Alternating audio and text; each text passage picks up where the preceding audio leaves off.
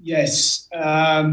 So the first question, as I said before, we had some very good conversations with Flo and his agent, just sharing uh, what we do. Uh, you know, talk to him about where we see him in our team.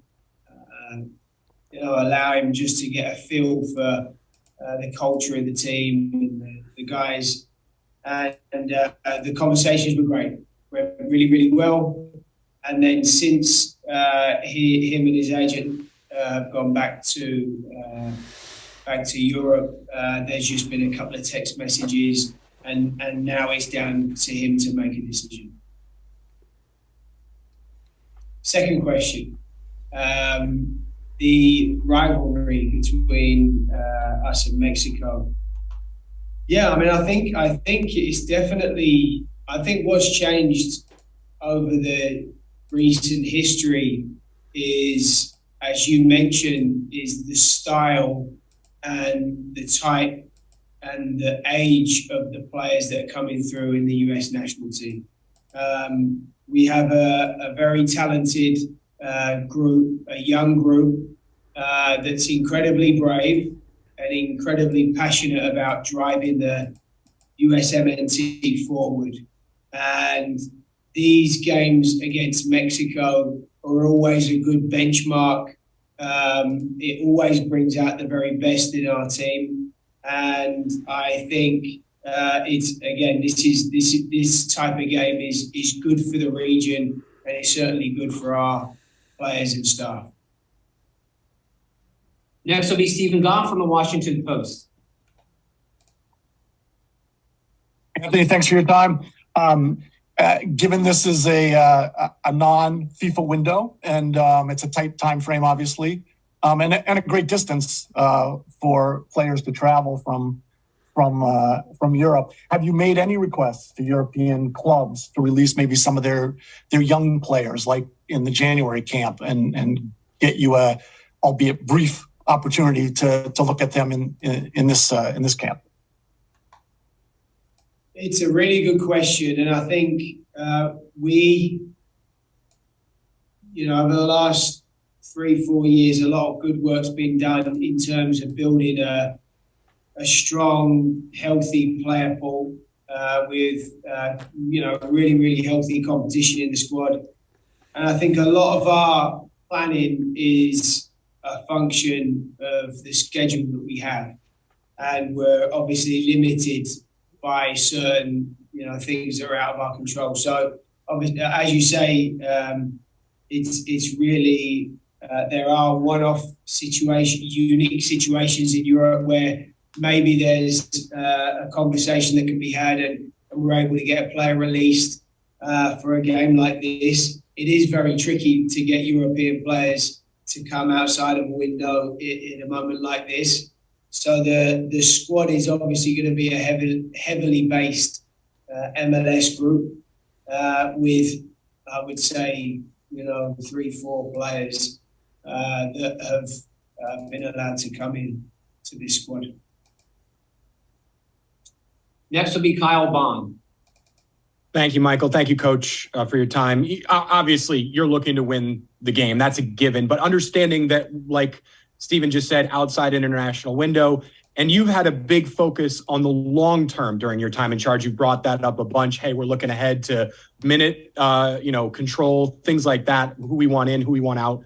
Other than coming away with a win in this game, do you feel like you have any particular goals for this camp and game, both in the match and then in training around the match? Anything that you have identified that you're like, hey, we'd like to get this done, whatever?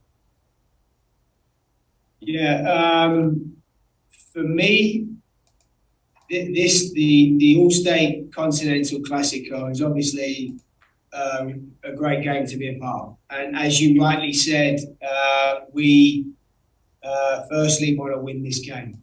That's anytime you play against your biggest rival, you want to win the game. So that's our first objective.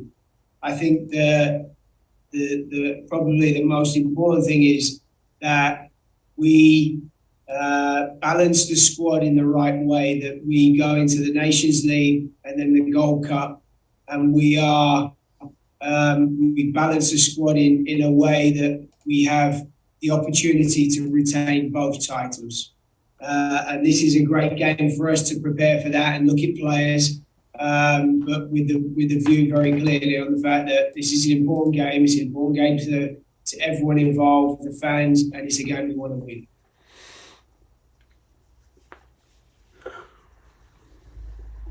Our next question goes to Sanjay Sujan Thakumar. Thanks, Michael. Thanks, Anthony, for doing this. Anthony, can we expect to see some, maybe more of the U20s that we saw in January camp? Are you looking at this as a way to maybe get some of them ready for the U20 World Cup as well? And then wanted to ask you about Caleb Wiley. Have you been watching him? What stood out to you in particular about him and his performances in MLS so far, as well as any other U20s who have really stood out to you as the season has gotten underway in MLS? Thank you. Thank you. It's a really good question. I think when we pick these squads, it really is the sort of filter is the schedule, and we have to be really mindful of the fact that a lot the U20s are going to be away for a large part of time.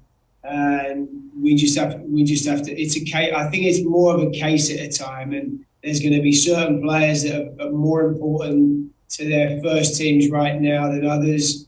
There are some players that might do well from, I think a lot of them would do well from an experience like this. We are hoping that we can get a few U20 players in, and hope it doesn't disrupt the clubs too much. But we do know that for some of the top talents in the U20 team, this is an amazing opportunity for them. So if we can get a few of these guys in and give them minutes, we can. This will be great for them personally, and also great for their value as a player to keep progressing. Caleb Wiley is someone that we really like. He's really impressed us. We followed him for a while. We have a lot of communication with the under-20s. He's highly rated by their group, and he's had a really good start to the season. So, he's one that, we'd love to have in. And I think we just have to be really respectful with the clubs and try and work together as much as we can to get our best possible squad for this game. Next is Michele Giannone from Univision. Thank you, Michael. Hi, Coach. Hope you're doing well. Given what we saw in 2021 with two different teams, one in Nations, one in Gold Cup, and what you talk about the relationships with the European clubs and what you want to see in this game, do you foresee, and I know it's difficult to project, but are we expected to see this core group that we're going to see against Mexico on April 19 to be the core group for Gold Cup? Thank you. Yeah, sorry, I couldn't quite understand the question here. You saying the core group for this, the All-State Continental game? Yeah, the players that we're gonna see in this next game, it's probably gonna be the core group we're gonna see in Gold Cup, like what you guys did in 2021. Okay. Yes. It's a good question. I think it's an interesting one, and it's like case by case with a lot of players. I think we would like to have a core group of players go through the Nations League and the Gold Cup and try and find a way in between where we can give them a little bit of a break for that group of players. There's going to be some players that want to do it. There's going to be some players that can't because of their clubs. And these guys are all at different seasons. As you know, European season's nearly finished, and they're going to need a break. Then they get the pre-season, how that works. Some players are coming back from injury, having surgery. I think it's all very, very different situations for players. And then on the MLS side, obviously we're mid-season, so then there's that side of it. I think to repeat, we would love to have a core group of players to go through to the two competitions.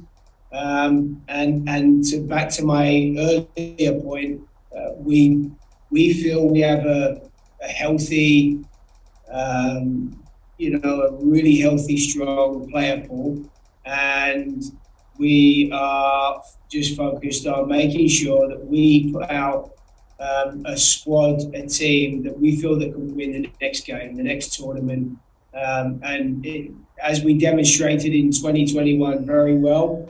It's something that we believe can work for us going forward.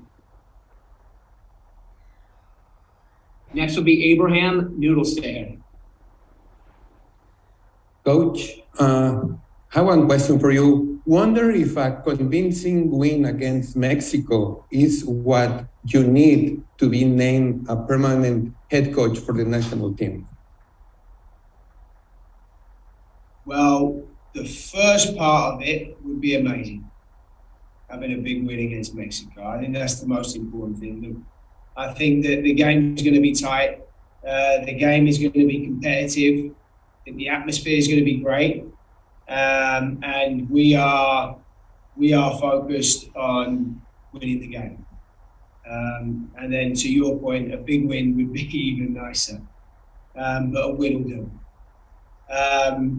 And then the other side of it, honestly, I'm not, and I've said this before, I'm not looking, my thoughts are not on the job permanently. I have a contract to August. My focus is on the players, the staff, and making sure that every single time we get together, we are doing our very best to take another step forward and keep growing on what this team has done. That's solely where my focus is. Next will be Jake Land.